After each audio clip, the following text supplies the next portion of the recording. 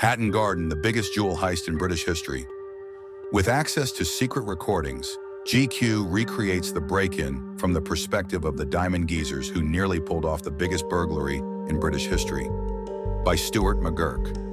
19 May 2016. Getty Images, the Hatton Garden jewel heist.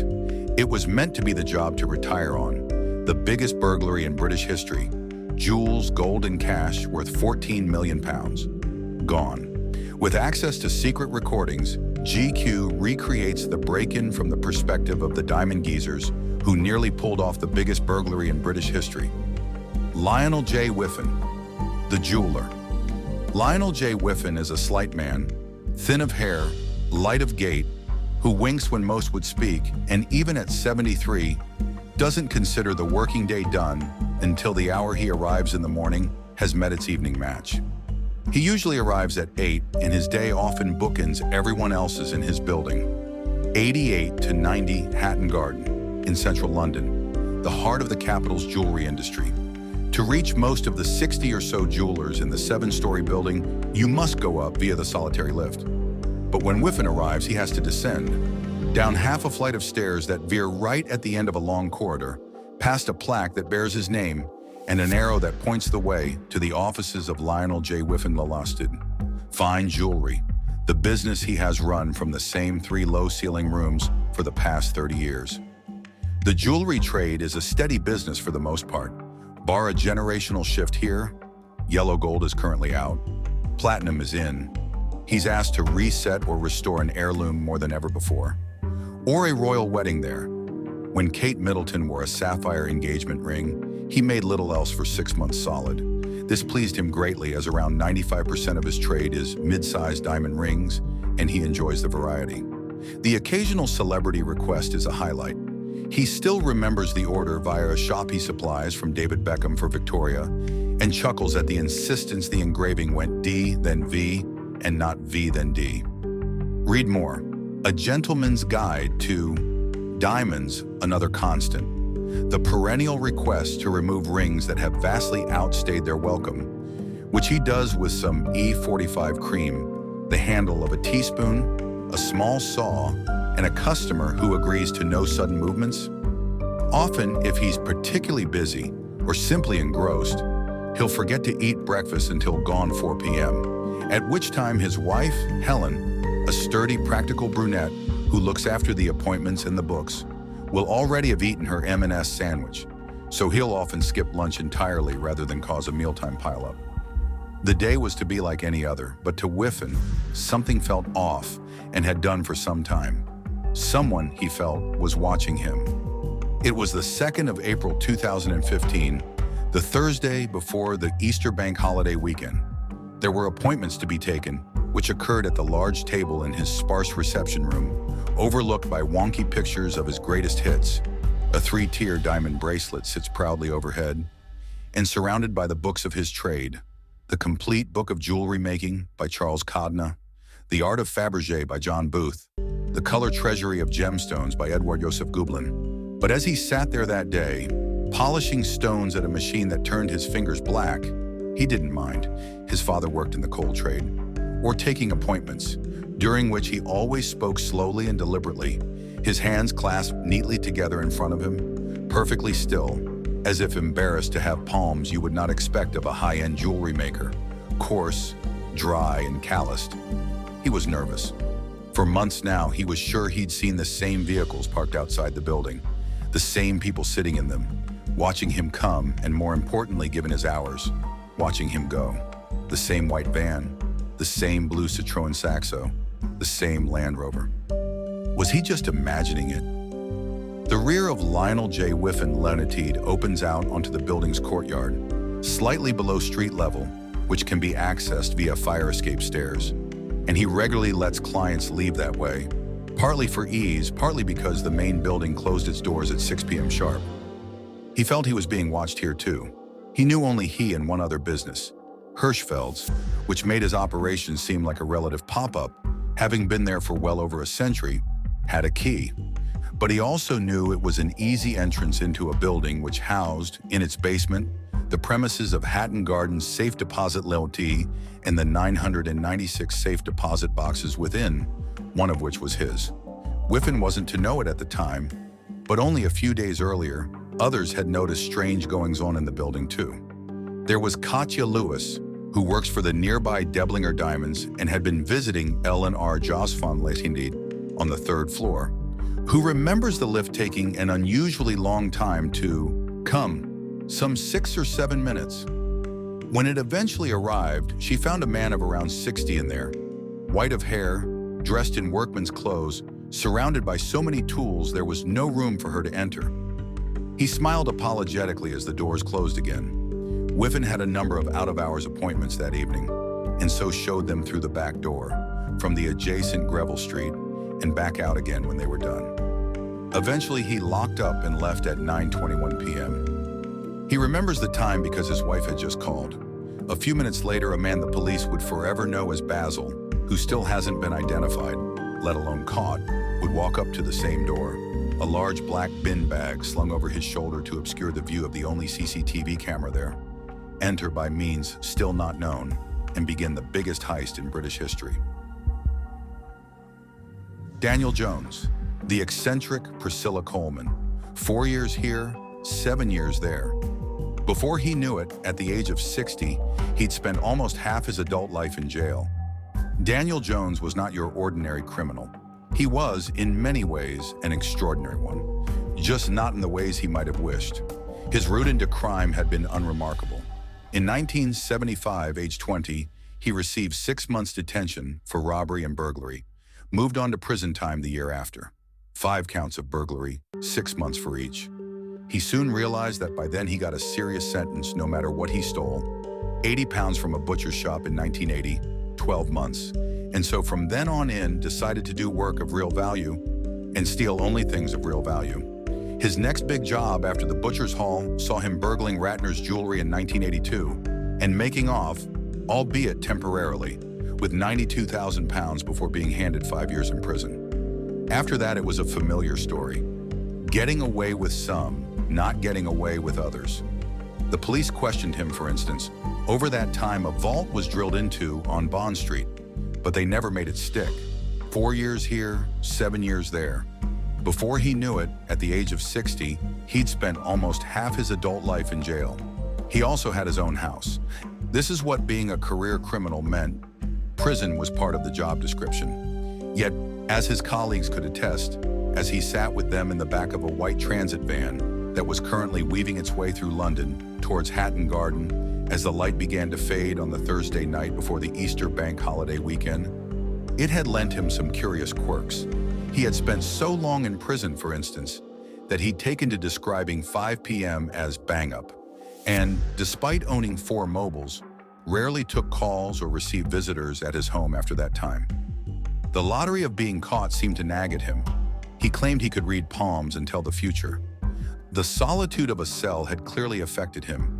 He talked to his dog, Rocket, like a person. No one was quite sure why he occasionally wore his mother's nightgown, but there was bound to be a reason. Everyone just agreed he was eccentric, or sensitive, or funny.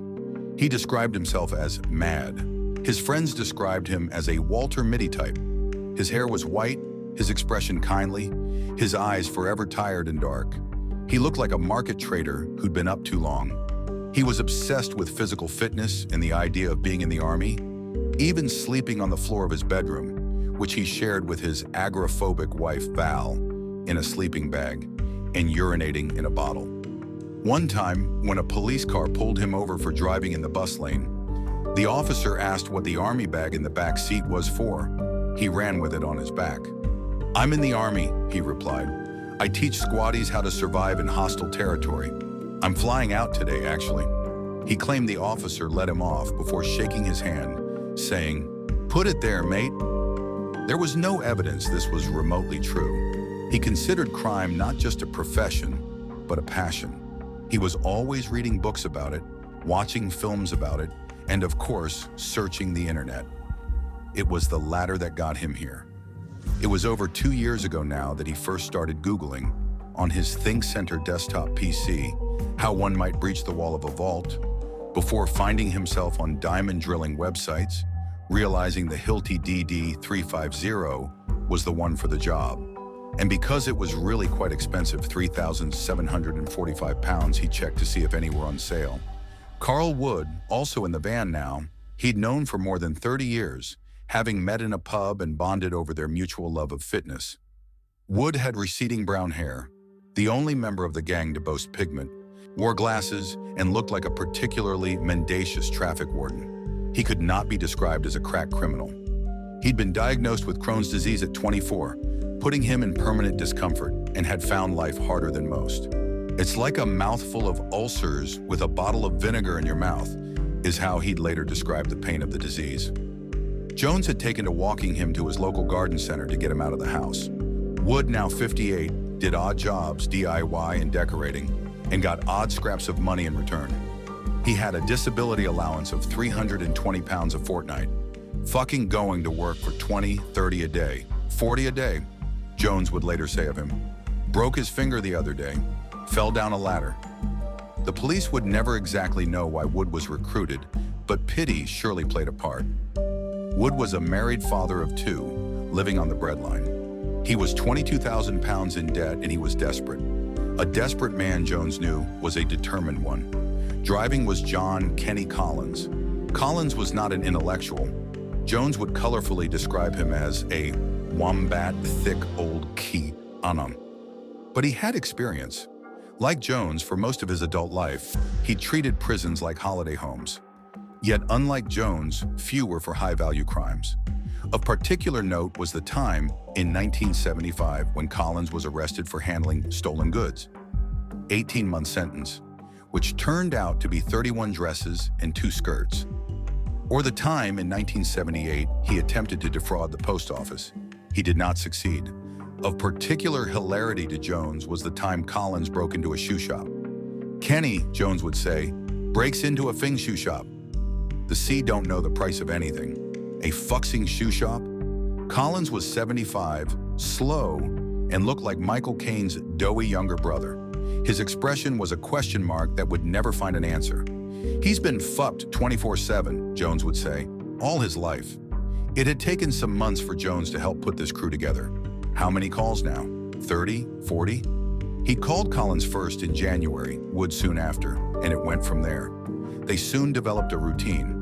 He and Collins would stake out Hatton Garden, visiting morning, noon, and night, checking out the guards, who came, who went, and at the end of each day, he'd call Wood to tell him how it went.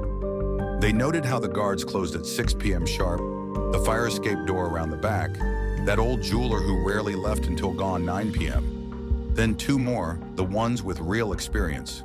The first was another lifelong friend, Terry Perkins, 66, who lived about a mile away from Jones in Enfield. Perkins he could trust. His only criminal conviction was robbing the vaults of Security Express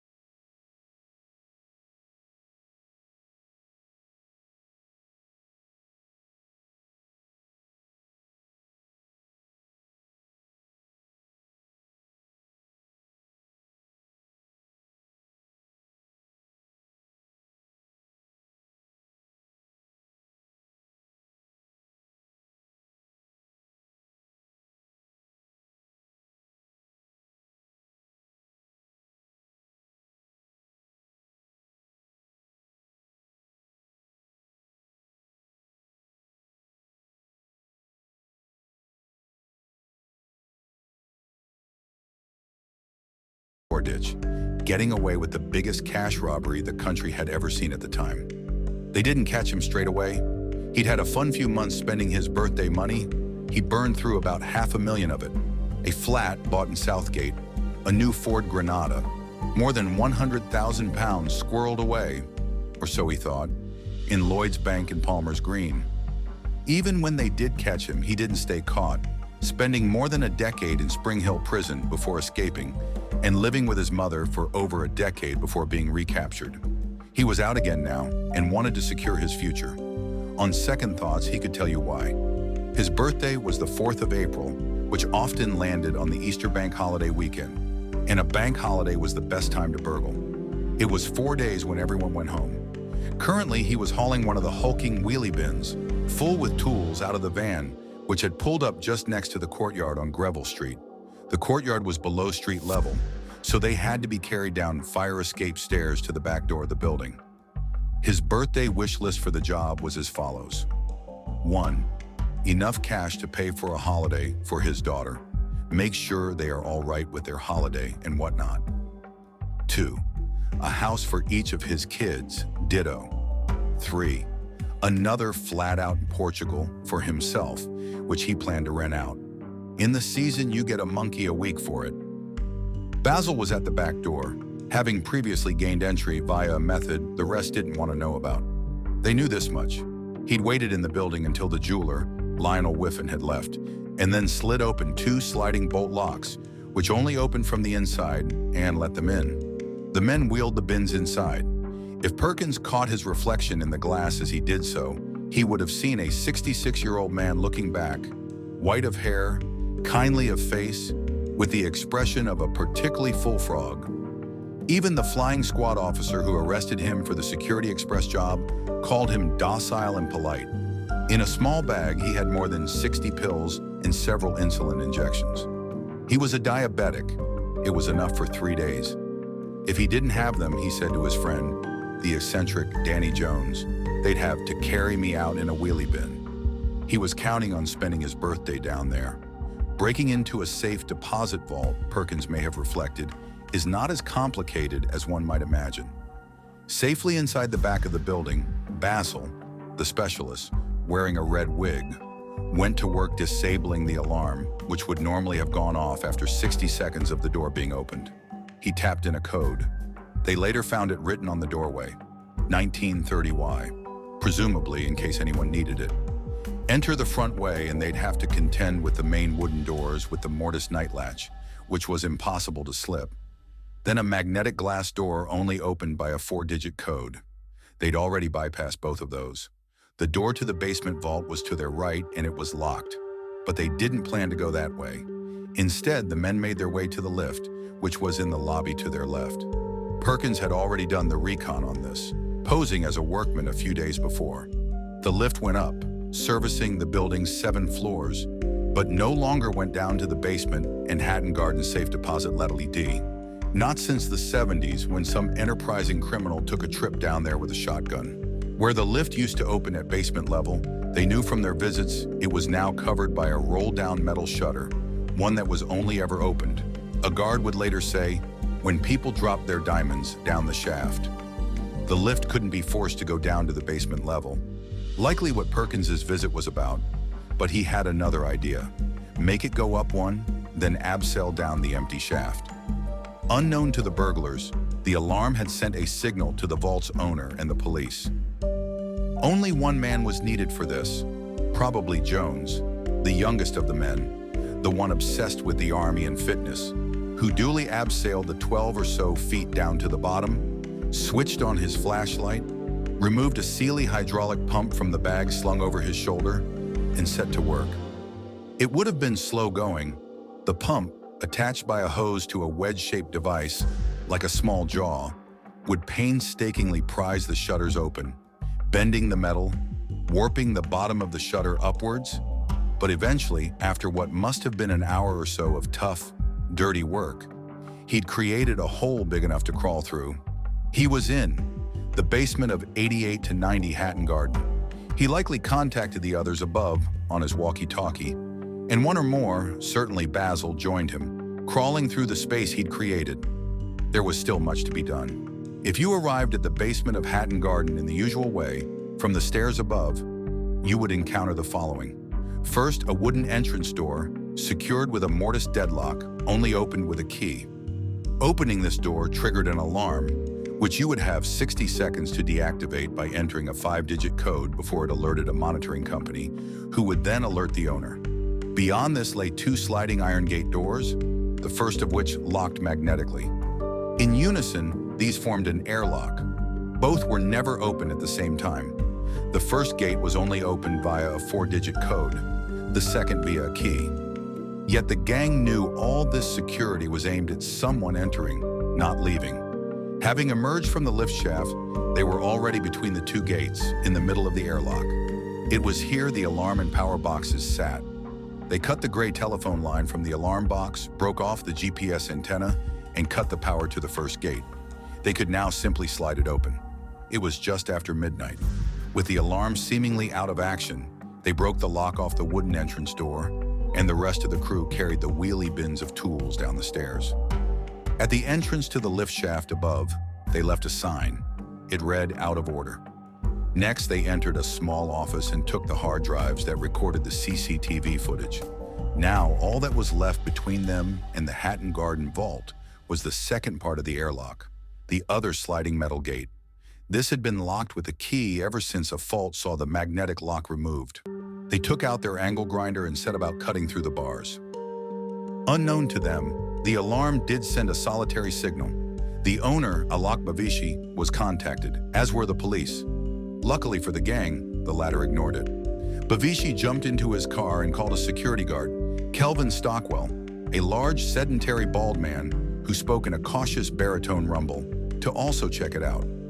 Stockwell, traveling from his Canary Wharf flat, got there first but merely looked at the front door, closed, secure, and peered through the letterbox from the courtyard door behind.